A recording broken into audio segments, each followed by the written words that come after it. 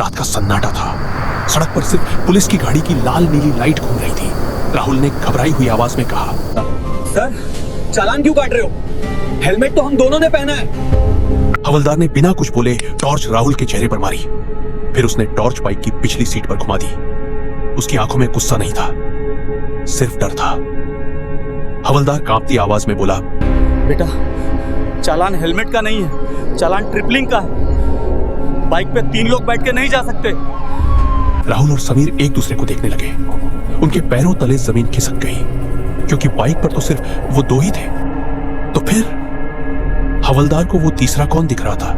ये सब 1 घंटे पहले शुरू हुआ था। रात के ठीक 2 बज रहे थे। राहुल और समीर एक बर्थडे पार्टी से घर लौट रहे थे। रास्ता पूरी तरह सुनसान था। दोनों तरफ घना जंगल था और स्ट्रीट लाइटें बंद थी। बस बाइक की हेडलाइट ही रास्ता दिखा रही थी। शहर से बाहर निकलते ही मौसम अजीब हो गया। गर्मी का समय था, लेकिन समीर को अचानक ठंड लगने लगी। समीर बोला, भाई गाड़ी धीरे चला, अचानक इतनी ठंड क्यों लग रही है? राहुल हंसते हुए बोला, अरे तुझे नशा हो गया है, चुपचाप बैठ। लेकिन सच ये था कि राहुल को भी कुछ ठीक नहीं लग रहा था। बाइक अचानक बहुत भारी हो गई थी, जैसे पीछे कोई बहुत भारी चीज रख दी गई हो। रेस देने पर भी बाइक ठीक से आगे नहीं बढ़ रही थी। थोड़ी दूर जाने के बाद समीर को एक अजीब सा एहसास हुआ।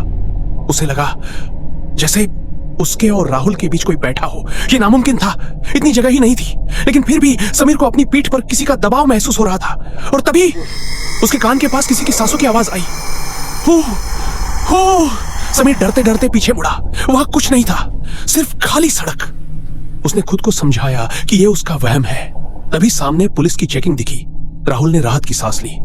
कम से कम कोई इंसान तो दिखा। उसने बाइक रोक दी। हवलदार ने दोनों को ऊपर से नीचे तक देखा।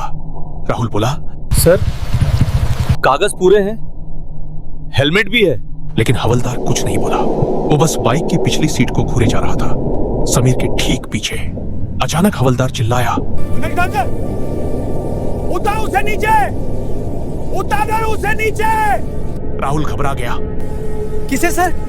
हम तो 2 ही लोग हैं। हवलदार ने डंडा बाइक पर मारा। झूठ मत बोल, मैंने दूर से देखा है, तुम 3 लोग आ रहे थे। ये सुनते ही समीर का शरीर सुन्न हो गया। वो हकलाया, औरत? समीर ने झटके से पीछे देखा। वहां कोई नहीं था।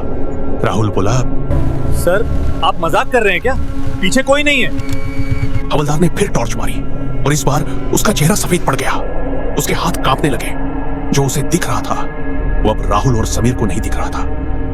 हवलदार पीछे हट गया और चिल्लाया, भागो,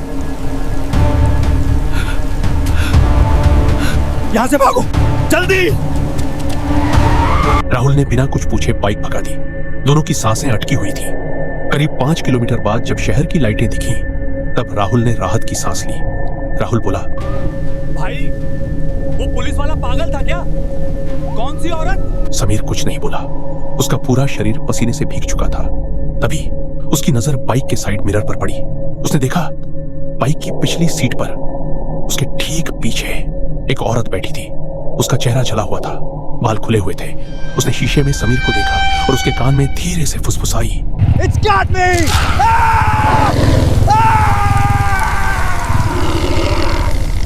Help! कहते हैं उस रात के बाद राहुल और समीर कभी उस रास्ते पर नहीं गए। क्या आपके साथ कभी सफर में ऐसा कुछ हुआ है? कमेंट में बताइए और ऐसी ही कहानियों के लिए चैनल को सब्सक्राइब कीजिए।